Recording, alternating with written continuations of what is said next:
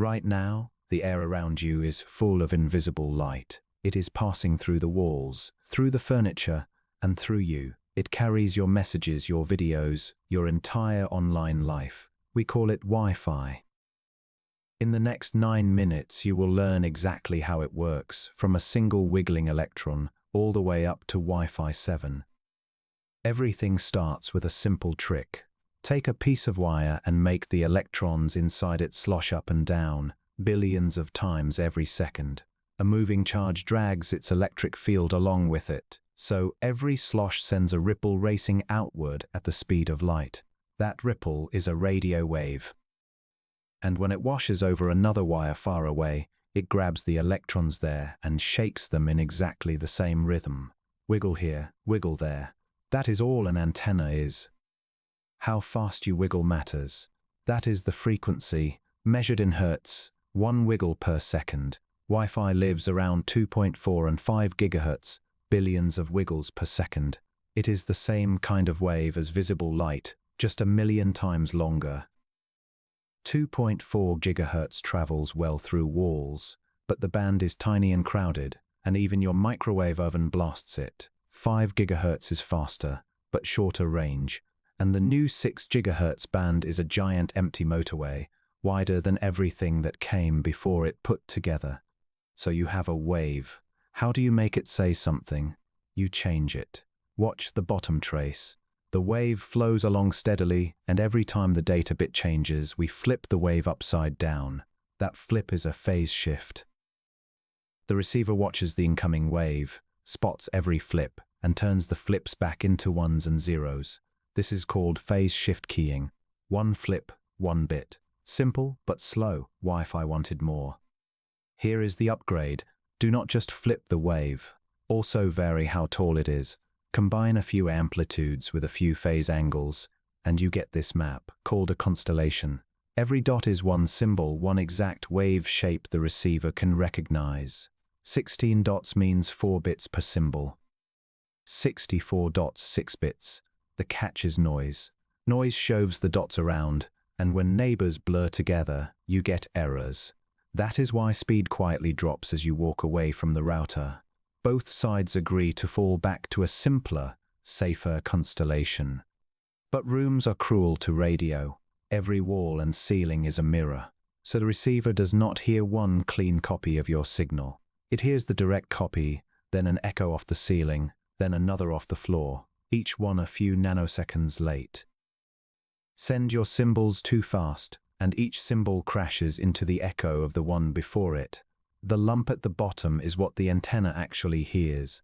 Engineers call this multipath, and it nearly killed fast wireless. The fix is gorgeous. Instead of one carrier sprinting at 20 million symbols per second, split the channel into dozens of little subcarriers, and let each one amble along slowly, carrying its own symbols. Each lane is now so slow that the echoes die out long before the next symbol arrives. Together, the lanes still add up to full speed. This idea is called OFDM, and it is the actual waveform inside Wi-Fi, inside 4G and 5G on your phone too. Your data does not fly as one long stream. It is chopped into envelopes called frames. Each frame starts with a preamble, a wake-up pattern that lets the receiver sync its clock. Then a header with addresses, to and from. Then your actual data. And finally a checksum, an arithmetic fingerprint. The access point recomputes that fingerprint, and if it matches, it fires back a tiny frame called an ACK. No ACK. The sender shrugs and sends the whole frame again. Loss is not a disaster. It is the plan. And there is one more rule. Only one radio may talk on a channel at a time, so Wi-Fi runs on manners. Before speaking, every device listens. If the air is busy, it waits. When the air goes quiet, it does not jump in immediately. It draws a random number and counts down. Shortest count wins the air.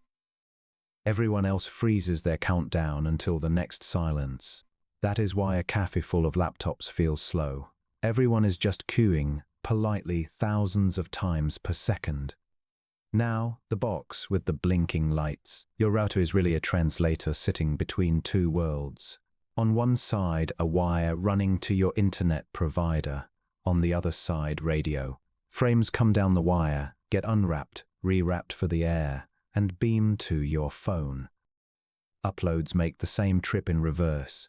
It also hands every device a local address and shares your one public address between all of them. That is the whole job. Translator, traffic cop, receptionist. One problem. Radio is a broadcast, so anyone nearby can hear every frame. That is why, when you join a network, your phone and the router run a quick handshake. They swap fresh random numbers, and each side mixes those with the password to build brand new secret keys. The password itself never crosses the air. From then on, every frame is scrambled with AES, the same cipher that protects banks and governments. An eavesdropper still hears everything, but all they get is noise. So who decides all this? A committee with a catchy name, 802.11. The first version in 1997 managed 2 megabits. Then came the alphabet. B, then A, then G, climbing from 11 to 54 megabits. Then N, then a C, then a X, each one a leap. In 2018, the industry finally took pity on us and renamed them. 802.11n became Wi-Fi 4. A C became Wi-Fi 5, a X became Wi-Fi 6. Let us see what actually changed. Wi-Fi 4, in 2009, weaponized the echoes. With 2 antennas on each end, the router can send 2 different data streams at the same time, on the same channel. The streams bounce through the room differently, and a little linear algebra at the receiver untangles them. This is MU-MIMO, multiple in, multiple out. Add double width 40 MHz channels, and the top speed jumped from 54 to 600 megabits. Echoes stopped being the problem. They became the extra lanes. Wi-Fi 5 in 2013 was the brute force upgrade. It moved entirely to the 5 GHz band and stretched channels to 80, even 160 MHz wide. It bumped the constellation to 256 dots, 8 bits per symbol. And it learned a party trick called multi-user MIMO, shaping the signal into beams, so it could talk to several devices in the same instant. This is when Wi-Fi crossed the gigabit line on paper. Real homes saw hundreds of megabits. Still a huge leap. Wi-Fi 6, in 2019, attacked a different problem: crowds.